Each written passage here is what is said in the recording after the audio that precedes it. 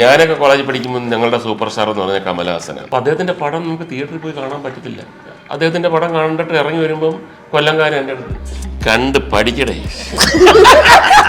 ഇതാണ് വലിയ സിനിമ എന്നാണ് കണ്ട് പഠിക്കുന്നു പറഞ്ഞിട്ട്. കമലഹാസന്റെ അടുത്തൊക്കെ എനിക്ക് ഭയങ്കര ദേഷ്യമായിരുന്നു പണ്ട്.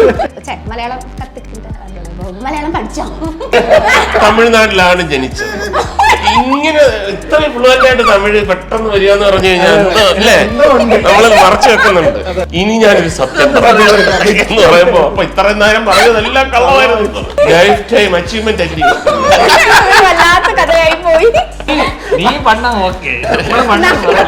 സ്റ്റാർട്ട് ക്യാമറ വരുമ്പോ അഭിനയിക്കും. കട്ട് എന്ന് പറഞ്ഞു കഴിഞ്ഞാൽ ഞാൻ കലേഷ് നോക്കി ഓക്കെ. ആളിനെ കാണുമ്പം എത്രയോ കാലമായിട്ടുള്ള കാണാതിരുന്നതിന്റെ ഒരു വിഷമവും സങ്കടവും, എന്നാൽ ഇയാൾ ചെയ്തിട്ടുള്ള ക്രൂരതയുടെ ഒരു സംഭവം, പക്ഷെ അതൊന്നും മുഖത്ത് കാണും. കൽക്കിയിൽ ബാഹുബലിയായിട്ട് അഭിനയിക്കും ഇല്ലേ? ഇവന്മാർ എന്തൊക്കെയാണ് അതിനിടയ്ക്ക് മാറ്റിക്കളഞ്ഞ. ഭീമന്റെ റോൾ അജു വർഗീസിനോട്, ബാക്കി ആരെടുത്താലും എനിക്കൊരു കൽക്കി റിലീസായോ? ഞാൻ 3-4 ദിവസം ഇല്ലായിരുന്നു. മുകേഷ് ഏട്ടൻ ചെയ്ത പടം ഏത് വേണം റീ റിലീസ് ചെയ്യണം എന്ന് ചോദിച്ചാൽ മുകേഷ് ഏട്ടൻ ഏത് റീ റിലീസ് ചെയ്യുമ്പോൾ നമുക്ക് എന്തെങ്കിലും കാശ് പിന്നെന്തിനു വെറുതെ അതൊക്കെ ആവശ്യത്തിന് ഓടി കഴിഞ്ഞു. ഇനിയിപ്പം ഇല്ലേ, നമ്മൾ ഇനി പുതിയതായിട്ട് ഇതൊക്കെ ചെയ്തിട്ട് പൈസയൊക്കെ മുടക്കി വേണ്ട, എന്തായാലും നനഞ്ഞു.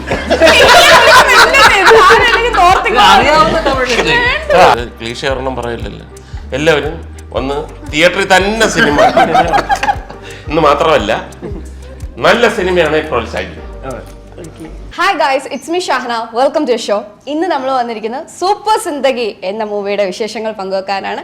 അതിന് നമ്മുടെ എല്ലാവരുടെയും പ്രിയപ്പെട്ട മുകേഷ് ഏട്ടൻ, ധ്യാൻ ചേട്ടൻ, കലേഷ് ഏട്ടൻ and master Mahendran, welcome to show. Thank you. ആദ്യം നമുക്ക് മുകേഷ് ഏട്ടനെയും തുടങ്ങാം. സൂപ്പർ സിന്ദഗി സത്യത്തിൽ എന്നാ കഥ? സൂപ്പർ ആയിട്ടുള്ളൊരു സിന്ദഗി. ആരുടെ സിന്ദഗിയിൽ സൂപ്പർ, ഇങ്ങനൊരു സൂപ്പർ സിന്ദഗി ഞാൻ എൻ്റെ ലൈഫിൽ കണ്ടിട്ടില്ല. എന്താ സിന്ദഗി, അതനുസരിച്ചുള്ള സൂപ്പർ. നമ്മൾ പല സൂപ്പറുകളും കണ്ടിട്ടുണ്ട്, പക്ഷെ ഇങ്ങനത്തെ ഒരു സിന്ദഗി സൂപ്പർ പോരെ. അതെ, വളരെ ഡിഫറെന്റ് ആയിരുന്നു. അപ്പം ഈ സൂപ്പർ സിന്ദഗി നമ്മുടെ മുകേഷ് ചേട്ടന്റെ സിന്ദഗിയാണോ, ധ്യാൻ ചേട്ടന്റെ സിന്ദഗിയാണോ, കലേഷ് ചേട്ടന്റെ സിന്ദഗിയാണോ, അതോ മാസ്റ്റർ ചേട്ടന്റെ ആണോ, ആരുടെയാണ് സിന്ദഗി? എല്ലാവരുടെയും സിന്ദഗി, എന്നാൽ മാത്രമേ സൂപ്പർ ആകത്തുള്ളൂ. ഒരാളുടെ മാത്രമല്ല, ഇത് നടന്ന ഒരു സംഭവമാണ്. നടന്ന കഥ എന്ന് പറഞ്ഞ ഒരാളെ പറ്റിക്കുന്ന പരിപാടിയല്ല ഇത്. ഇതിൻ്റെ സ്ക്രിപ്റ്റ് റൈറ്റർ പ്രജീഷ് അദ്ദേഹത്തിൻ്റെ ലൈഫിൽ നടന്ന് ആ തീച്ചൂളയിൽ നിന്നും അദ്ദേഹത്തിൻ്റെ മനസ്സിലേക്ക് വന്ന വാക്കുകളായിട്ട് അക്ഷരങ്ങളായിട്ടും വന്ന് സ്ക്രിപ്റ്റായിട്ട് വന്ന് ഞങ്ങളടുത്ത് കഥ പറഞ്ഞപ്പോൾ സത്യം പറഞ്ഞു കഴിഞ്ഞാൽ ഞാൻ ഭയങ്കര ഒരു ഇൻട്രസ്റ്റഡ് ആയി. കാര്യം എന്ന് പറഞ്ഞാൽ അത്രമാത്രം ഒരു ഒരു മലയാളിയുടെ ഒരു ഭയങ്കരമായ സ്വഭാവം, ഈസി മണി, പൈസ എങ്ങനെങ്കിലും പിന്നെ എത്രയും പെട്ടെന്ന് നമുക്ക് നേടിയെടുക്കാൻ വേണ്ടിയുള്ള ശ്രമം, ഇത് മലയാളി ഉണ്ടായ കാലം മുതൽക്കേ ഉള്ളതാണ്. വളരെ വർഷങ്ങളെടുത്ത് കഴിഞ്ഞാൽ നിധി തേടി പോകുന്നു, മറ്റേ ആട് മാഞ്ചിയം എന്ന് പറഞ്ഞിട്ട് അങ്ങനെ ഇത് അങ്ങനെ വന്ന് വെള്ളിമൂങ്ങ, അങ്ങനെ ഒരുപാട് കാര്യങ്ങൾ. എന്നാലും ഇപ്പോഴും ഇത് ഈ സിനിമ ശരിക്കും പറഞ്ഞു കഴിഞ്ഞാൽ ഒരു ബോധവൽക്കരണമായിരിക്കും. ഇങ്ങനെയൊക്കെ വന്ന് ചാടിക്കല്ല പോകരുത് എന്നുള്ളത്. പക്ഷെ നമുക്ക് നല്ലപോലെ അറിയാം, സൂപ്പർ സിന്ദഗി കഴിയുമ്പോൾ നമ്മളടുത്ത് വന്ന് ചോദിക്കും, സത്യം പറയും ഈ സ്ഥലം എവിടെയാണ്, ഞങ്ങൾക്കൊന്ന് പോകാനാണ്. കാര്യം ദാറ്റ് ഈസ് മലയാളി. പക്ഷെ നമ്മളെ ശരിക്കും ഭയപ്പെടുത്തുന്ന തരത്തിൽ. അപ്പോൾ അവർക്ക് നിർബന്ധം ഉണ്ടായിരുന്നു അത് ആ ഒറിജിനൽ സ്ഥലത്ത് തന്നെ, കാടും മലമ്പ്രദേശവും ഇങ്ങനെ കണ്ണത്താ ദൂരത്ത് കിടക്കുന്ന ഭയങ്കര മൈതാനങ്ങളും ഒക്കെയാണ്. അവിടെ വെച്ച് തന്നെ ഷൂട്ട് ചെയ്യണമെന്നുണ്ടായിരുന്നു. അവിടെ ചെന്നപ്പോഴാണ് അതിൻ്റെ അവരത്ര നിർബന്ധിച്ചതിൻ്റെ കാര്യം നമ്മൾ മനസ്സിലാവുന്നത്. കാര്യം അത് ഒരു ഭയാനകമായിട്ടുള്ള ഒരു സ്ഥലമാണ്. ഇങ്ങനെ അവിടെ പോയി അകപ്പെട്ട് കഴിഞ്ഞാൽ, ചുമ്മാ നിന്ന് കഴിഞ്ഞാലും നമ്മളുടെ ഒരു ഉൾക്കിടിലുണ്ടാവും. അങ്ങനെ അതിലൂടെ സഞ്ചരിച്ച ഒരു സിനിമയാണ്. അതാണ് സൂപ്പർ സിന്ദഗി എന്നത്. അപ്പം മുകേഷ് ചേട്ടൻ്റെ ക്യാരക്ടറിന്റെ പേര് മുജീബ്. മുജീബ് എന്ന് പറഞ്ഞാൽ ഇപ്പം ഞങ്ങൾ രണ്ടുപേരും 2 തലമുറയെ പ്രതിനിധാനം ചെയ്യുന്ന 2 കഥാപാത്രങ്ങളാണെങ്കിലും ബേസിക്കലി ഞങ്ങൾ മലയാളം സംസാരിക്കുന്ന കേരളത്തിൽ ജനിച്ചു വളർന്നവരായതുകൊണ്ട് ഒരേ ചിന്താഗതിയും ഒരേ ലക്ഷ്യവും ഒരേ സ്വപ്നങ്ങളും ഒരേ പ്രവർത്തികളുമാണ്. അതാണ് ഈ പടത്തിൻ്റെ മറ്റൊരു ഹൈലൈറ്റ്. ഇത്രയും അനുഭവമുള്ള ഒരാളാണ് ഞാൻ. ആദ്യമൊക്കെ ഭയങ്കര ബഹുമാനത്തോടു കൂടിയൊക്കെ വളരെ ഇക്കാന്നൊക്കെ വിളിച്ച് വന്ന ആൾക്കാർ പിന്നെ ആയപ്പോഴത്തേക്ക് അതിനകത്ത് ഭയങ്കരമായിട്ടുള്ള രക്ഷപ്പെടാനും നിൽക്കക്കള്ളിയില്ലായ്മയും ആ തരത്തിൽ വളരുന്ന ഒരു കഥയാണ്. പക്ഷേ അതിനകത്ത് ഹ്യൂമറുണ്ട്, വ്യത്യസ്തമായ കഥാ സന്ദർഭങ്ങളുണ്ട്. അതാണ് അതിൻ്റെ ഒരു രസം. ധ്യാൻ ചേട്ടനോട് ചോദിക്കുകയാണെങ്കിൽ അതിന് മുമ്പ് സിനിമയെ പറ്റി ചോദിക്കുന്നതിന് ഒരു കാര്യം ചോദിക്കട്ടെ, എന്നെ ഇത്ര സിമ്പിളായിട്ട് ഇങ്ങനെ ഷർട്ട് മുണ്ട് കൊടുത്ത് സിമ്പിളായിരിക്കുന്നത്? ഇവിടെ എല്ലാ രാഷ്ട്രീയക്കാരൊക്കെ ഷർട്ടും ഉണ്ടല്ലോ എടുക്കണേ അല്ലേ? എല്ലാരും കൂട്ടും പാൻറ്റും ഒക്കെ ഇട്ടുകൊണ്ട് വന്നതാണ്. നമ്മൾ പറഞ്ഞു വേണ്ട, ഇത് സിമ്പിൾ സൂപ്പർ സിന്ദഗി ഒരു സിമ്പിൾ കഥയാണ്. കാടിനെയൊക്കെ ബേസ് ചെയ്തിട്ടുള്ള അങ്ങനെ കോട്ടൊക്കെ ഊരി തൊപ്പിയൊക്കെ ഉണ്ടായിരുന്നു. സിമ്പിളായി വന്ന മനുഷ്യൻ ഇങ്ങനെയല്ലേ പണ്ടൊക്കെ വന്നോണ്ടിരുന്നത്. ഭയങ്കര സിമ്പിൾ, ബ്ലാക്കും. Okay, come to the topic. എന്തായാലും നമ്മൾ ചോദിച്ചിട്ടുണ്ട് സൂപ്പർ സിന്ദഗി. എന്നാ മുജീബിന്റെ ക്യാരക്ടർ ആണ് മുകേഷ് ചേട്ടൻ എന്ന് പറഞ്ഞു. അപ്പം ധ്യാൻ ചേട്ടന്റെ ക്യാരക്ടറിന്റെ പേര് വിശേഷം പറഞ്ഞാട്ടെ. ഇത് തന്നെ ഈ സിനിമ ഈ പറഞ്ഞ വിഷയമാണ് ഇത് ചെയ്യുന്നത്. എന്റെ ക്യാരക്ടറിന്റെ ഒരു സിദ്ധാർത്ഥൻ. ബാക്കി ഈ പറഞ്ഞ കാര്യങ്ങളൊക്കെ തന്നെയാണ് സിനിമയെ കുറിച്ച് പറയാനുള്ളത്. ഇതിൽ കൂടുതൽ ഇനി പറഞ്ഞു കഴിഞ്ഞാൽ ഇതിൽ കൂടുതലൊന്നും ഇല്ല ആക്ച്വലി പറയാൻ. കാരണം ഈ പറഞ്ഞ കുറേ ഇവന്റുകളാണ് ഇവരുടെ ലൈഫിൽ, ഈ 2 പേരുടെ സുഹൃത്തുക്കളുടെ ലൈഫിൽ നടക്കുന്ന ഈ ഒരു കാര്യവുമായിട്ട് ബന്ധപ്പെട്ട് നടക്കുന്ന ഇവരനുഭവിക്കുന്ന പല പല ഘട്ടങ്ങളായിട്ട് ഇവരനുഭവിക്കുന്ന, അതിലൂടെ ഇവരെങ്ങനെ കടന്നു പോകുന്നുള്ളതും അതിനെ തരണം ചെയ്ത് ഇവർ തിരിച്ചൊരു അറിയാത്ത നാട്ടിൽ പോയി പെട്ടുപോയി അവിടുന്ന് ജീവൻ മരണ പോരാട്ടം നടത്തി നാട്ടിലേക്ക് തിരിച്ചു വരുന്നതാണ് ഇതിന് സിനിമയുടെ ഒരു ആകത്തുക. അതൊരു നടന്ന സംഭവമാണെന്ന് പറയുമ്പോൾ നമുക്കത് പെട്ടെന്ന് അങ്ങനെ വിശ്വസിക്കാൻ പറ്റുന്നൊരു സാധനമല്ല. പക്ഷേ ഇതൊക്കെ പലർക്കും സംഭവിച്ചിട്ടുണ്ടെന്നുള്ളതാണ് സത്യം. അപ്പം അതിൽ നമ്മുടെ റൈറ്റർ ഈ പറഞ്ഞ പോലെ പുള്ളി നേരിട്ട് കണ്ടതും അനുഭവിച്ചിട്ടുള്ള സംഭവമാണ് ഈ സിനിമയുടെ ഒരു based on A true story. ഈ ട്രാവലിന്റെ കൂടെ ശക്തമായ 2 കഥാപാത്രങ്ങളുണ്ട്. ഒന്ന് ജോണി ആന്റണിയുടെ കഥാപാത്രം ഇടയ്ക്ക് കയറും, നമ്മൾ വളരെ സജീവമായിട്ട് നമ്മുടെ കൂടെ ഉണ്ടാവും. അതിനെക്കാട്ടിയൊക്കെ അപ്പുറം സുരേഷ് കൃഷ്ണ ഇതുവരെ കാണാത്ത ഒരു കഥാപാത്രമാണ്. ഒരു ഡോൺ, ഒരു നഗരം അടക്കി ഭരിച്ചിരുന്ന മണ്ടനായ ഒരു ഡോൺ. പിന്നാണ് അറിയുന്നത് ഇത്രയും മണ്ടനാന്നല്ലോ ഈ നഗരം അടക്കി ഭരിച്ചിരുന്നെന്ന് നമുക്ക് തോന്നിപ്പോകും. അപ്പൊ അതെല്ലാം തന്നെ ഹ്യൂമറസ് സിറ്റുവേഷൻസും ബൈ ചാൻസിൽ ലക്ക് കൊണ്ട് പല കാര്യങ്ങളും നടന്ന് മുന്നോട്ട് പോവുകയും അത് അയാളുടെ വീരത്വം കൊണ്ടാണെന്ന് അയാൾ വിശ്വസിക്കുകയൊക്കെ ചെയ്യുന്ന പ്രത്യേക തരത്തിലുള്ള ഒരു കഥാപാത്രം. പക്ക ഒരു എന്റർടൈൻമെന്റ് മൂവി അല്ലേ? ചിരിക്കാം, കംപ്ലീറ്റ് ആയിട്ട് നമുക്ക് ചിരിക്കാം. അങ്ങനെ പറയാൻ പറ്റില്ല. ചിരിക്കുന്നല്ലാതെ ഈ പറഞ്ഞ അവസ്ഥയൊക്കെ ശരിക്കും നമ്മൾ പെട്ടുപോലെ നമുക്ക് ഇതിന്റെയൊക്കെ ഭീകരത മനസ്സിലാവുള്ളൂ. ആ ഒരു ഭീകരതയൊക്കെ ഉണ്ട്. ഒരു പോയിന്റ് കഴിഞ്ഞ് കഴിഞ്ഞാൽ വളരെ കുറച്ചൊരു അവസ്ഥയാണല്ലോ. കാണുന്നവർക്ക് ചിരിയും, ആ പെട്ടിരിക്കുന്നവന് മാത്രമല്ലേ അവസ്ഥ മനസ്സിലാവുള്ളൂ. നമുക്ക് കലേഷനോട് ചോദിക്കുകയാണെങ്കിൽ ചേട്ടന്റെ ക്യാരക്ടറിന്റെ പേര്? എൻ്റെ ക്യാരക്ടറിന്റെ പേര് അശോക് എന്നാണ്. ഇപ്പൊ ആക്ച്വലി മുജീബും സിദ്ധാർത്ഥനും ഒരു യാത്രയ്ക്ക് പോവുകയാണെങ്കിൽ അതേ യാത്രയിൽ തന്നെ പാരലായിട്ട് പോകുന്ന 2 പേരാണ് ഞാനും മഹേന്ദ്രനും ചെയ്യുന്നത്. അപ്പൊ ഞങ്ങൾ വന്ന് മീറ്റ് ചെയ്യുന്ന ഒരു പോയിന്റ് ഉണ്ട്. അതാണ് ഈ കഥയുടെ ഒരു നിർണായകമായ ഒരു. നിങ്ങൾ രണ്ടുപേരും? അല്ലല്ല, ഞങ്ങളും. അപ്പം നമ്മള് 2 കൂട്ടരും മീറ്റ് ചെയ്യുന്ന ഒരു പോയിന്റിലാണ് ഈ കഥ ഒരു വേറൊരു ഘട്ടത്തിലേക്ക് പോകുന്നത്. അപ്പൊ അത് ഭയങ്കര ഒരു ഇൻട്രസ്റ്റിംഗ് ആയിട്ടുള്ള ഒരു എന്താ പറയണ്ട ഒരു ടേൺ ഓഫ് ഇവന്റ്സ് ആണ് ഇതിനകത്ത് മൊത്തം ഉള്ളത്. അത് ഭയങ്കര ഒരു എൻഗേജിങ് ആയിട്ടുള്ള ഒരു സ്ക്രീൻ പ്ലേയിലൂടെ പറയുന്ന നടന്ന കഥ എന്ന് പറയുമ്പോൾ ചിലപ്പോൾ നമുക്ക് ആ നടന്ന കഥയിലുള്ള ഭീകരത മൊത്തം നമുക്ക് സിനിമയിൽ പറയാൻ പറ്റില്ല. മാത്രമല്ല അതിനകത്തുള്ള ചില ഡ്രൈനെസ് ഉണ്ടാവും. ആ ഡ്രൈനെസ് നമുക്ക് സിനിമയിൽ കൊണ്ടുവരാൻ പറ്റില്ല. അത് എത്രത്തോളം എൻഗേജിങ് ആയിട്ട് എന്റർടൈനിങ് ആയിട്ട് പറയുക എന്നുള്ളതാണ്. അപ്പൊ അത് ആണ് ഈ സൂപ്പർ ഇതിൽ ഉള്ളത്. അപ്പം മഹേന്ദ്ര ചേട്ടനോട് ചോദിക്കുകയാണെങ്കിൽ ക്യാരക്ടർ நான் இப்பதான் இட்ஸ் ஓகே தமிழ் நான் இப்பதான் பேசிட்டு இருந்தேன் என் கேரக்டர் பேர் தான் தெரியவே தெரியாது என்ன கேரக்டர் பேர் ഏതാച്ചൊരു പേര് ചൊല്ലുന്നു ആരറിയാതെ ஏன்னா நான் வந்து படத்துல അല്ല പടത്തിന് ക്യാരക്ടർ പ്രസക്തമല്ല, ആളാണ്. ഓക്കെ പക്ഷെ അതിനു മുമ്പ് മഹേന്ദ്രനെ കുറിച്ച് പറയാം. മഹേന്ദ്രൻ വളരെ ഫേമസ് ആയിട്ടുള്ള ഒരു ചൈൽഡ് ആർട്ടിസ്റ്റാണ്. എത്ര പടം അഭിനയിച്ചു? Sir 170 sir 170 as A child artist, child super star ആയിരുന്നു അദ്ദേഹം. ഇപ്പോഴും തമിഴിലും ഒക്കെ വളരെ സജീവമായിട്ട് നിൽക്കുന്ന ഒരാളാണ്. അദ്ദേഹത്തിന്റെ പേരെന്ന് പറഞ്ഞു കഴിഞ്ഞാൽ അങ്ങനെയുള്ള സന്ദർഭങ്ങളിലൊക്കെ വരുമ്പോഴത്തേക്ക് ആളിനാണ് പ്രസക്തി. വേണമെങ്കിൽ ഇദ്ദേഹത്തിന് പറയാം എൻ്റെ പേര് രാജരാജ ചോഴൻ.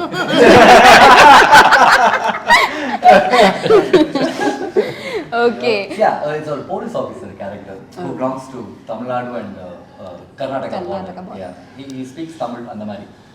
ஸோ அந்த மாதிரி ஒரு கேரக்டர். ஸோ எப்பயும் போல போலீஸ் வந்து கடைசியில் ஒரு ஃபைட் பயங்கரமாக பண்ணுவாங்க அந்த மாதிரி ஒரு ஆக்ஷன் பேக்டா சின்ன கேரக்டர் தான். பட் உங்க கூட ஒர்க் பண்ணும்போது எப்படி இருந்தா? அது நான் வந்து சார் நான் ரொம்ப வருஷமா இந்த மலையாள படங்கள்ல மலையாளம் லாங்குவேஜ் கற்றுக்கணும். நிறைய பேர் சொல்லுவாங்க ஃப்ரெண்ட்ஸ் எல்லாம், மச்சான் அந்த மாதிரி படம் பாரு அப்பதான் உனக்கு நடிப்பு வரும் அப்படிம்பாங்க. டக்குன்னு சேனல் ஓப்பன் பண்ணும்போது இவரெலாம் தான் வருவார். டக்குன்னு ஓப்பனா சார் வருவார், இந்த பக்கம் போனா மோகன்லால். ஸோ ரொம்ப வருஷமா வந்து இவங்களை பார்த்து இன்ஸ்பயர் ஆகி വലിയ വെല്ലയില്ല. അല്ല ഞാനൊക്കെ കോളേജിൽ പഠിക്കുമ്പോൾ ഞങ്ങളുടെ സൂപ്പർ സ്റ്റാർ എന്ന് പറഞ്ഞാൽ കമലഹാസനാണ്.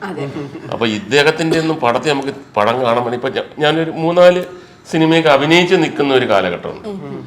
അപ്പോഴും ഇദ്ദേഹം ഇങ്ങനെ ആട്ടിച്ച് കലങ്ങിക്കുകയല്ലേ. അപ്പൊ അദ്ദേഹത്തിന്റെ പടം നമുക്ക് തിയേറ്ററിൽ പോയി കാണാൻ പറ്റത്തില്ല.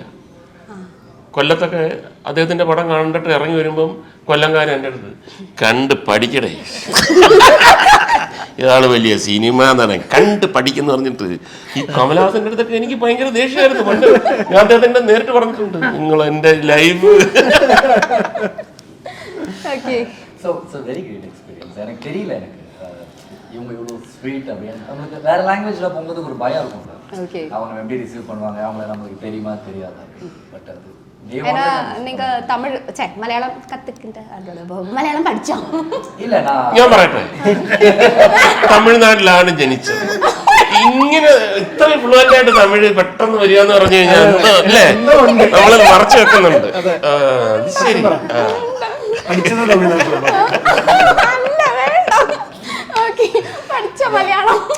ഞാൻ കണ്ടിട്ടുള്ളതിലേക്ക് നമ്മുടെ മലയാളത്തില് നമ്മുടെ കൂടെ ഇല്ല രതീഷ് എന്ന ആക്ടർ എത്രയോ കൊല്ലം മദ്രാസിൽ ജീവിച്ച ആളാണ്. ഒരു ദിവസം അദ്ദേഹത്തിൻ്റെ വീട്ടിൽ ഞാൻ ചെല്ലുന്നു. അപ്പോൾ ഈ കാർപ്പറ്റ് വിൽക്കാൻ ഒരാൾ വന്നിരിക്കുകയാണ്. തമിഴിലെല്ലാം പറയുന്നുണ്ട് കാർപ്പറ്റിങ്ങിന് ഇത്ര ഇതൊക്കെ. അവസാനം ഇതെല്ലാം കഴിഞ്ഞിട്ട് രതീഷ് പറഞ്ഞു ശരി. അപ്പം വില പറഞ്ഞപ്പോൾ രതീഷ് പറഞ്ഞു നിങ്ങളൊരു വില പറഞ്ഞു, ഞാനൊരു വില പറഞ്ഞു, രണ്ടുപേർക്കും നഷ്ടമില്ലാത്ത രീതി കൊടുങ്കോ. ഞാൻ പറഞ്ഞു ഇത്രയ്ക്ക് തമിഴറിയാതെ എനിക്ക് അറിയാം. അതേപോലെ ചെറുതായിട്ട് മനസ്സിലായി. ധ്യാൻ ചേട്ടാ ഈ മുകേഷ് ചേട്ടാ സെറ്റിൽ ഇങ്ങനെയൊക്കെ തന്നെയായിരുന്നു.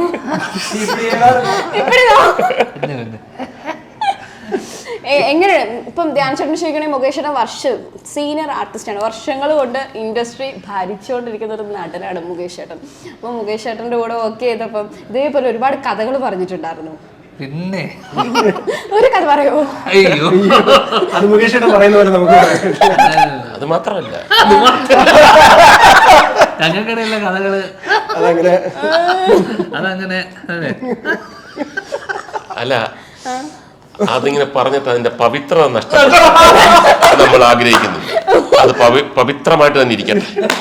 എങ്കിൽ മുകേഷ് ചേട്ടൻ തന്നെ ഒരു കഥ പറഞ്ഞാട്ടെ. ഇത്രയും വർഷമായിട്ട് ഇൻഡസ്ട്രിയിൽ അഭിനയിച്ച് ഒരുപാട് എക്സ്പീരിയൻസ് കാണുമല്ലോ. അപ്പൊ പെട്ടെന്ന് മുകേഷിന് ഇതേപോലെ തമാശയോട് കൂടിയുള്ള ഒരു കഥ പറയാൻ പറഞ്ഞാൽ എനിക്ക് പെട്ടെന്ന് ഇത്രയും നേരം നമ്മൾ കഥയാണ് പറ്റി ചില സിനിമകളിലൊക്കെ പറയല്ലേ ഇനി ഞാനൊരു സത്യം എന്ന് പറയുമ്പോ അപ്പൊ ഇത്രയും നേരം പറഞ്ഞതെല്ലാം കള്ളമായിരുന്നു. അങ്ങനൊന്നും ഒരാൾക്ക് കഥ പറയാൻ പറ്റത്തില്ല. അതിനുള്ളൊരു സിറ്റുവേഷൻ വരണം, അത് റിലവൻസ് വേണം. കഥാപറച്ചിലുകാരുടെ അടുത്തെല്ലാം റിലവൻസ് വേണം.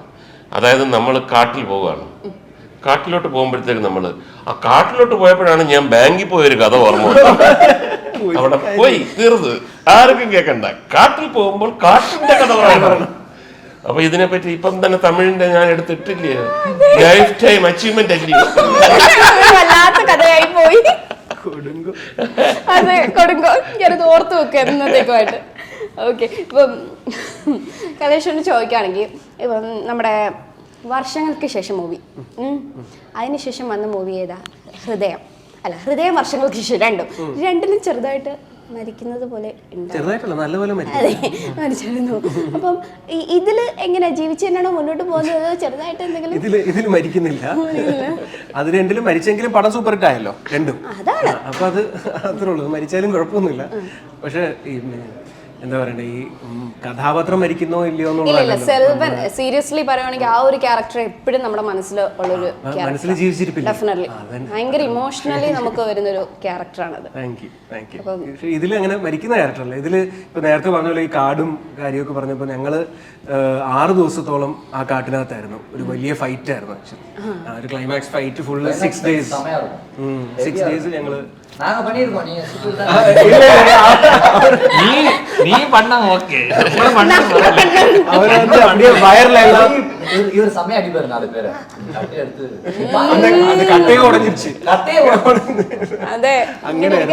നമ്മുടെ ഫീനിക്സ് പ്രഭു എന്ന് പറഞ്ഞ സ്റ്റണ്ട് മാസ്റ്റർ അദ്ദേഹമായിരുന്നു. നമ്മുടെ കള ഒക്കെ ചെയ്തത് അദ്ദേഹമായിരുന്നു. അപ്പം ഞങ്ങളെല്ലാവരും ഫൈറ്റിലുണ്ട്. അപ്പം ഒരുമിച്ച് 6 ദിവസം ഈ മറ്റേ കയറിലൊക്കെ കെട്ടി തൂക്കിയിട്ടുള്ള ഫൈറ്റും പറന്നടിയും അങ്ങനെയൊക്കെ അത് ഭയങ്കര ഇല്ല, ഞങ്ങള് രണ്ടുപേരും ഇവര്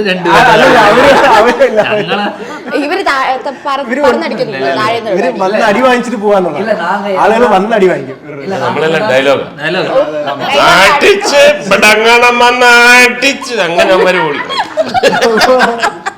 എന്നെ സംബന്ധിച്ചിടത്തോളം അങ്ങനെ ഒരു ക്യാരക്ടർ ചെയ്തിട്ടില്ല. അങ്ങനെ ആക്ഷൻ ഒക്കെ ചെയ്യാൻ അത് ഒരു ആദ്യത്തെ ഒരു അവസരം. ഇപ്പൊ ധ്യാൻ ചേട്ടൻ്റെ കൂടെ ഒരുപാട് സിനിമകളായി. ഇപ്പൊ സീക്രട്ട് ആയിക്കോട്ടെ, ഈ പടം ആയിക്കോട്ടെ, അതെ വർഷങ്ങൾക്ക് ശേഷം ആയിക്കോട്ടെ, കണ്ടിന്യൂസ് ആയിട്ട് ധ്യാൻ ചേട്ടനോട് ചെയ്തപ്പം എങ്ങനെയുണ്ട് ധ്യാൻ ചേട്ടൻ? അടിപൊളിയല്ലേ, അതുകൊണ്ടല്ലേ കണ്ടിന്യൂസ് ആയിട്ട് ചെയ്യുന്നത്. അത്ര നമുക്ക് ഭയങ്കര എന്താ ഇപ്പൊ ഈ പറഞ്ഞ പോലെ ഓരോ ഷൂട്ടിംഗ് സെറ്റിലും ധ്യാന്റെ കൂടെ ടൈം സ്പെൻഡ് ചെയ്യുമ്പോഴത്തേക്കും അതിങ്ങനെ ഒരു മുകേഷ് എണ്ണം പോലെ തന്നെ ഭയങ്കര ഒരു പിക്നിക് പോലെയാണ്. അതായത് നമ്മളിങ്ങനെ തമാശകൾ പറയുകയും എക്സ്പ്ലോർ ചെയ്യാൻ ഒത്തിരി ഉണ്ട്. പിന്നെ അത് ഷൂട്ട് നടക്കും, ഷൂട്ടിന്റെ ഇടയിൽ വന്നിട്ട് നമ്മൾ പറയുന്ന തമാശകളും അതൊക്കെ ഭയങ്കര ഇൻട്രസ്റ്റിംഗ് ആണ്. പിന്നെ ധ്യാൻ എല്ലാവർക്കും ഭക്ഷണം മേടിച്ചു കൊടുക്കും. നമുക്ക് ഇന്ന് ഇവിടെ നിന്ന് ഓർഡർ ചെയ്യാം, അന്ന് അവിടെ നിന്ന് ഓർഡർ ചെയ്യാം എന്നൊക്കെ പറഞ്ഞിട്ട് ധ്യാൻ അങ്ങനെ എല്ലാവരെയും കൂടി ഒരുമിച്ച് നിർത്തുന്ന ഒരാളാണ്. അപ്പൊ അതുകൊണ്ട് നമുക്ക് വർക്ക് ചെയ്യാൻ ഭയങ്കര ഇഷ്ടമാണ്. ധ്യാനോട് ചോദിക്കാം എന്റെ കൂടെ വർക്ക് ചെയ്യണമെങ്കിൽ. ഇവൻ ഭക്ഷണം വാങ്ങിച്ചു തരില്ല. കഷ്ടമുണ്ട്. അല്ലല്ല, കലേഷ് കുറച്ചുകൂടെ ഓർഗനൈസ്ഡ്, വളരെ സിനിമ വളരെ സീരിയസ് ആയിട്ട് വളരെ പ്രൊഫഷണൽ അപ്രോച്ചാണ് കലേഷിൻ്റെ അടുത്ത്. നമ്മൾ പലപ്പോഴും ചില സാധനങ്ങളൊക്കെ നമ്മൾ ഈ കറക്റ്റ് തിയറിയൊക്കെ പഠിച്ചു വരുന്ന ആൾക്കാരുണ്ടല്ലോ. എൻ്റെ ഡയലോഗൊക്കെ കലേഷ് പഠിച്ചു വെച്ചിട്ടുണ്ടോ? എന്നോട് ആളെയും പറഞ്ഞു ഇതാണ് സാധനം. നമുക്ക് അങ്ങനെ ആളെ ഇമ്പോർട്ടൻ്റ് ആണ്. നമ്മൾ പെട്ടെന്ന് സെറ്റിലാണോ നമ്മുടെ സിനിമയാണോ എന്നൊക്കെ നമ്മൾ മറന്നു പോകും ചില ഘട്ടങ്ങൾ. അപ്പൊ പഠിക്കുന്ന ഒരു കുട്ടി നമ്മുടെ അടുത്ത് എപ്പോഴും ഒരു കൂട്ടുകാരൻ നമുക്ക് എപ്പോഴും ആവശ്യമാണ്. ഞാൻ അഭിനയിക്കുമ്പോൾ തന്നെ സ്റ്റാർട്ട് ക്യാമറ വരുമ്പോൾ അഭിനയിക്കും, കട്ട് എന്ന് പറഞ്ഞു കഴിഞ്ഞ ഉടനെ ധ്യാൻ കലേഷ് നോക്കി ഓക്കെ, അങ്ങനത്തെ റിലേഷൻ ഉണ്ട്. എന്റെ അവസ്ഥ ഒന്നിങ്ങനെ ഞാൻ അവന്റെ പുറത്ത് നോക്കി കഴിഞ്ഞു കഴിഞ്ഞാൽ ഞങ്ങള് വർഷങ്ങൾ ഇപ്പൊ ഇത് പറഞ്ഞപ്പോഴാണ് വർഷങ്ങൾക്ക് ശേഷത്തില് ആ ജ്ഞാപകം എന്ന് പറഞ്ഞ പാട്ടിന്റെ സമയത്ത് വിനീതേട്ടൻ വന്നിട്ട് ധ്യാൻ്റെ അടുത്ത് പറഞ്ഞു, ധ്യാൻ ഈ സമയത്ത് ധ്യാനൊരു സന്തോഷമുണ്ട്, പക്ഷെ അപ്പുവിനെ കാണുമ്പോൾ ഒരു ചെറിയൊരു സങ്കടമുണ്ട്, പക്ഷെ എന്നാലൊരു വിങ്ങലുണ്ട്, ചെറിയൊരു ഗിൽറ്റി ഫീലിംഗ് ഉണ്ട്. ഓക്കെ അപ്പൊ ഞാൻ തൊട്ടടുത്തിരിക്കുക, ഞാൻ പറഞ്ഞു നീ അങ്ങനെ ചെയ്തോ. ഓക്കെ ഡയറക്ടർ പുള്ളി പറഞ്ഞത് എങ്ങനെയുണ്ട്, സന്തോഷമുണ്ട്, സങ്കടമുണ്ട്, എനിക്കിതൊട്ടും പിടിയില്ല. അപ്പൊ ഞാൻ ഓക്കെ ശരി, അവൻ അതിന്റെ തിയറി വശം എനിക്ക് പറഞ്ഞു തരും. അല്ല ഇത് പണ്ട് കണക്കൊരു ഡയറക്ടർ എൻ്റെ അടുത്ത് വന്ന് പറഞ്ഞിട്ടുണ്ട്.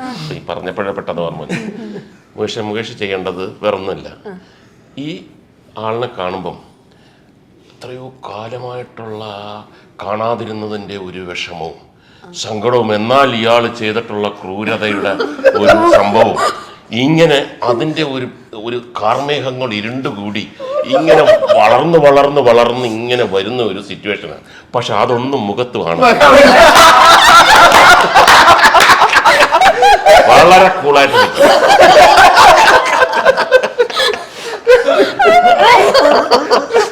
എന്നിട്ടത് വളരെ കൂളായിട്ട് അഭിനയിച്ചു. അതാണ് അഭിനയം. മുകേഷ് ചേട്ടാ അത് അടിപൊളിയായിട്ടുണ്ടായിരുന്നു കേട്ടോ.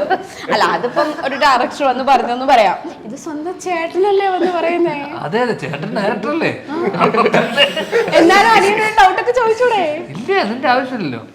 ചെയ്ത് നമ്മൾ ചെയ്തപ്പോ എല്ലാവരും പോലെ ഇരിക്കും. പിന്നെ ചേട്ടനും അറിയാം ഇത് ഓക്കെ പറഞ്ഞ മ്യൂസിക്കിൽ പിടിക്കും ബാക്കി.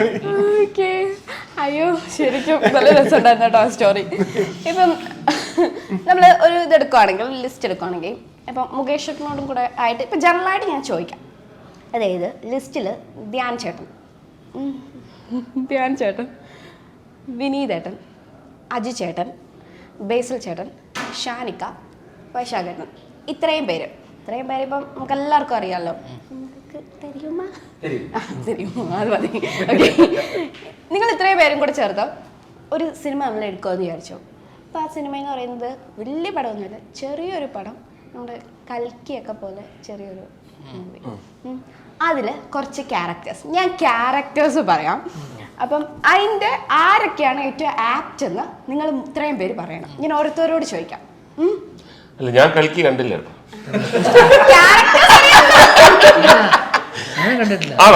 വേണ്ട, ഞാൻ പറയുന്ന ക്യാരക്ടേഴ്സ് നിങ്ങൾക്ക് മനസ്സിലാവും. അതായത് നമ്മുടെ മഹാഭാരതം, ഞാൻ കൽക്കിയിൽ ബാഹുബലിയായിട്ട് അഭിനയിക്കും. ബാഹുബലി ഇല്ല, കൽക്കിക്കകത്ത് മഹാഭാരതമാണ്. ഇവന്മാർ എന്തൊക്കെയാണ് അതിനിടയ്ക്ക് മാറ്റി കളഞ്ഞ. എന്നോട് കഥ പറഞ്ഞപ്പോ കൽക്കി തന്നെയല്ലേ guys? മഹാഭാരതം ആണെങ്കിൽ അല്ല, മഹാഭാരതം ആണ്. ആ ഒരു നമ്മുടെ മഹാഭാരതം, രാമായണം. അതെ മഹാഭാരതമാണ്. നമ്മുടെ കർണന്റെ ഒക്കെ കഥയില്ലേ, അത് രാമായണം. കർമ്മരാമായണം എന്ന് കേട്ടിട്ടില്ലേ? വേണ്ട, എല്ലാം വായിച്ചോളൂല്ല. ഞാൻ ഇത്രയും പേര് ഞാൻ പേര് പറയാം, അവർ ഏതൊക്കെ ക്യാരക്ടേഴ്സ് ആണെന്ന് പറഞ്ഞാൽ മതി. Correct actor. അപ്പം ആരും തന്നെ ഈ പറഞ്ഞ ഒരാളും ഇതിൽ ഫിറ്റ് അല്ല.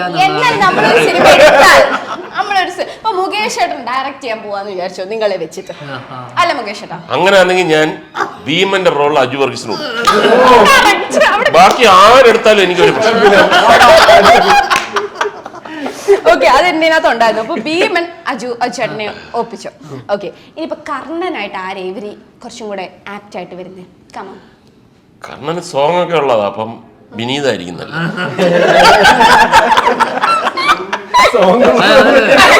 തന്നെ പാടും. കാരണം ദാനശീലനും കവചകുണ്ടലം വരെ അത് ശരിയാ. അതെ, പക്ഷെ പിന്നെ പോയി തിരിച്ചു ചോദിക്കും.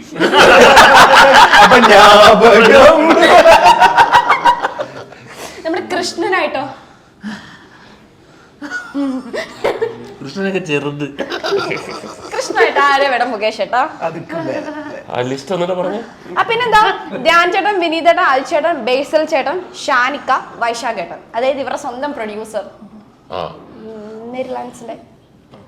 അപ്പൊ പിന്നെ പ്രൊഡ്യൂസർ നന്നായിരിക്കും. നമ്മുടെ ഭീഷ്മ പിതാവ്, അങ്ങനൊരു നമ്മുടെ നരച്ച താടിയൊക്കെ ഉള്ളൊരു ഭീഷ്മ പിതാവ് ഉണ്ടല്ലോ, ആ ഒരു ക്യാരക്ടർ ഇതിൽ ആർക്ക് കൊടുക്കണം? നിങ്ങൾ കൽക്കി കണ്ടില്ല? കൽക്കി കാണുമായിരുന്നു 3D. കൽക്കി നല്ല ഇതായ അങ്ങനൊന്നും അല്ല. റിലീസായോ? ഞാൻ 3-4 ദിവസം ഇല്ലായിരുന്നു.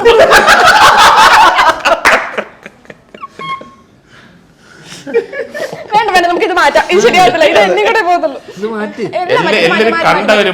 എല്ലാരും കണ്ട ഒരു പടം മണിച്ചിത്രത്താഴ്, അല്ലെങ്കിൽ ചെമ്മീൻ. അവിടെ വരെ പോണ്ട, വേണ്ട, അത് മാറ്റാം. ഇപ്പൊ ധ്യാനേട്ടനോട് ചോദിക്കുകയാണെങ്കിൽ, ധ്യാനേട്ടൻ ഇപ്പൊ ആക്ടറാണ്, അതുപോലെ തന്നെ റൈറ്ററാണ്. സ്വന്തമായിട്ട് ഒരു സിനിമയൊക്കെ സ്ക്രിപ്റ്റ് ഒക്കെ ചെയ്ത് റൈറ്റ് ഒക്കെ ചെയ്തിരിക്കുക. ഇനി എപ്പോഴാണ് ഡയറക്ഷനിലോട്ട് ഇറങ്ങുന്നത്? അത് ഇത് റെലവൻസ് ഇല്ല ഇവിടെ ഇത് ചോദിക്കാനുള്ള. ഞാൻ എന്തും ചെയ്യും ഇപ്പോൾ. അടുത്ത വർഷം എപ്പോഴെങ്കിലും ചെയ്യും. ഇപ്പൊ വിനീതേട്ടൻ ധ്യാൻ ചേട്ടനെ വെച്ച് ഡയറക്ഷൻ ചെയ്തല്ലോ, തിരിച്ചു ചെയ്യാൻ പ്ലാൻ ഉണ്ടോ? ഇല്ല എനിക്ക് പണിയാതെ വിനീതേട്ടനെ വെച്ച് ഡയറക്ഷൻ ചെയ്താൽ? ഇല്ല പിന്നെ ഞാൻ പാടുപെടും.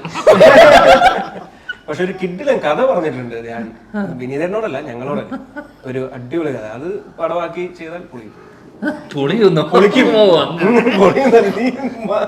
ഇപ്പൊ മുകേഷേട്ടൻ ഒരുപാട് സിനിമകൾ ഇപ്പൊ നമ്മൾ ഒരുപാട് നല്ല ഇപ്പൊ 3 സിനിമകൾ ഇപ്പൊ റിലീസ് ചെയ്തല്ലോ. അതേപോലെ മുകേഷേട്ടൻ ചെയ്ത നമുക്ക് ഒരുപാട് ഇഷ്ടമുള്ള സിനിമയാണ് ഗോഡ് ഫാദർ. ഡെഫിനറ്റ്ലി അതിനകത്തെ ആ പൂക്കാലം എന്നുള്ള സോങ് ഇപ്പോഴും നമുക്ക് ഭയങ്കര ഇഷ്ടപ്പെട്ടൊരു സോങ്ങാണ്.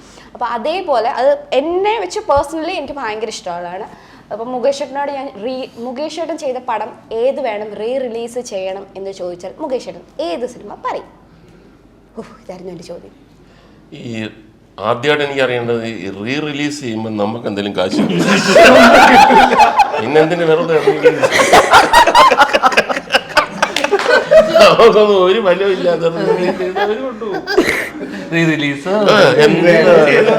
എന്നാലും ഇപ്പൊ കിട്ടുകയാണെങ്കിൽ ഒരു രസമല്ലേ ഇതൊക്കെ. ഒരു ഇപ്പൊ വരുന്നൊരു ട്രെൻഡാണ്. കിട്ടിയിട്ടില്ല പിന്നെ അന്ന് ഇപ്പൊ ആ സിനിമയൊക്കെ പണ്ട് ഹിറ്റായ പടമൊക്കെ ഇപ്പം എടുത്തിട്ട് പ്രൊഡ്യൂസർ ആ റെമ്യൂണറേഷനും കൊണ്ടുവരും. ഒന്നുകൂടി ഇത് വെച്ചോ അന്ന് തന്ന അതേ റെമ്യൂണറേഷൻ അത് വിട്. കാര്യം എന്ന് പറഞ്ഞാൽ അതൊക്കെ ആവശ്യത്തിന് ഓടി കഴിഞ്ഞു. ഇനിയിപ്പം ഇല്ലേ നമ്മൾ ഇനി പുതിയതായിട്ട് ഇതൊക്കെ ചെയ്തിട്ട് പൈസയൊക്കെ മുടക്കി വേണ്ട. ഓക്കെ, അപ്പൊ ഇനി ഇത് ഒരുപാട് ക്യാരക്ടേഴ്സ് ചെയ്തല്ലോ. അപ്പൊ ഇനി പുതിയതായിട്ട് ചെയ്യാൻ എക്സ്പെരിമെന്റൽ ആയിട്ട് ചെയ്യാൻ ആഗ്രഹമുള്ള ഒരു ക്യാരക്ടർ ചോദിച്ചാൽ മുകേഷേട്ടൻ ഏത് ക്യാരക്ടർ പറയും?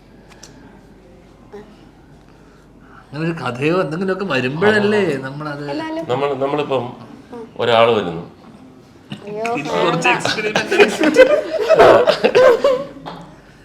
അക്ബറായിട്ട്, പടത്തിന്റെ പേര് അക്ബർ ചക്രവർത്തി.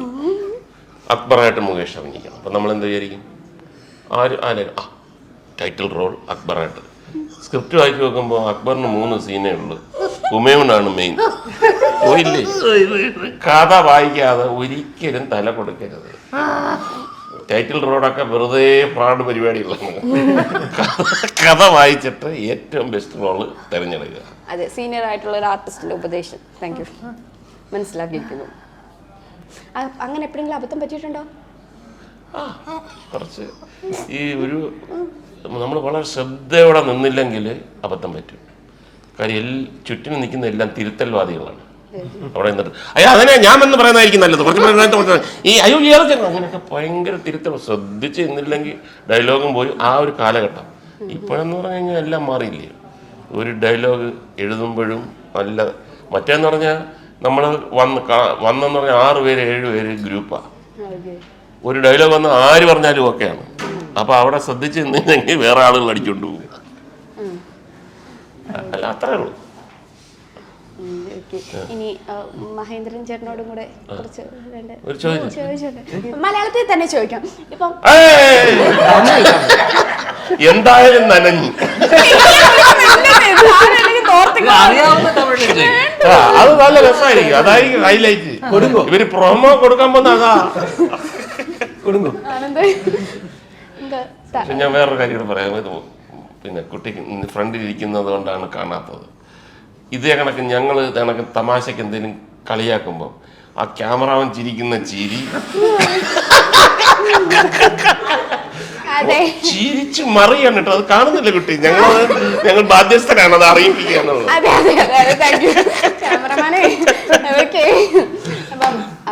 தளபதி கூட நீங்க ஒர்க் பண்ணும்போது எப்படி இருந்த அந்த பாண்டிங்? இது 3வது படம். நான் சின்ன வயசுல இருந்தே நான் 2 படம் பண்ணிட்டேன். பிரதராவா the same person தான். அது never ever changed. every ஒரு ஆக்டருடைய குவாலிட்டி எங்க வந்து நிக்கும் அப்படின்னா the day one சினிமாவுக்கு வரும்போது அவங்க என்ன பிஹேவியர் இருந்துச்சோ, அவங்க எவ்வளோ டாப்புக்கு போனாலும் அந்த பிஹேவியர் இருந்தால் மட்டும்தான் அந்த இடத்துக்கு போவாங்க. Okay, you know there are many artists in the industry. அவங்க வந்து அவங்கள கேரி பண்ணுறது அதெல்லாம் வந்து ரொம்ப அது இல்லாதனால தான் அவங்க ரொம்ப ஃபீல் அவுட் ரொம்ப குயிக் ஆகிடும். விஜய் சார் அந்த இடத்துக்கு போயிருக்காருன்னா ஃப்ரம் த டே 1லேருந்து இன்னி வரைக்கும் he is being the same. அவர் நாட் ஓன்லி விஜய் சார், நீங்கள் விஜய் சார் பற்றி மட்டும் கேட்டதான சொல்கிறேன். எவ்ரி டாப் ஆக்டர்ஸ்க்கு ஒரு குவாலிட்டி என்னன்னா there always the same. They never ever change. Okay, അത് ഭയങ്കര സന്തോഷം. ഓക്കെ, എന്നായാലും ലാസ്റ്റ് ക്വസ്റ്റ്യൻ. എന്നായാലും ഓഗസ്റ്റ് മാസം നമ്മുടെ സിനിമ തിയേറ്ററിൽ വരുവാ. സോ ഫൈനലി നമ്മൾ 9 തീയതി ഓഗസ്റ്റ് 9 എല്ലാവരും എന്താ ക്ലീഷ ഒരെണ്ണം പറയില്ലല്ലോ, എല്ലാവരും വന്ന് തിയേറ്ററിൽ തന്നെ സിനിമ ഇന്ന് മാത്രമല്ല നല്ല സിനിമയാണെങ്കിൽ പ്രോത്സാഹിപ്പിക്കും. നല്ല സിനിമ ആയിരിക്കും. സൂപ്പർ. അതെ, ഞങ്ങൾ വെയിറ്റിംഗ് ആണ് ഓഗസ്റ്റ്. ഞങ്ങളുടെ ഒരു വലിയ പ്രതീക്ഷ എന്ന് പറഞ്ഞു കഴിഞ്ഞാൽ പടം കണ്ടിട്ട് ഇറങ്ങുമ്പോൾ പടം എങ്ങനെയുണ്ട്, സൂപ്പർ, അപ്പം നമ്മൾ കട്ട് ചെയ്യും. സൂപ്പർ സിന്ദഗി എന്ന് പറയുന്നതിന് മുമ്പ് സൂപ്പർ എന്ന് പറഞ്ഞിട്ട് കട്ട് ചെയ്ത് ഇറക്കാനുള്ള ഒരു പ്രളയം.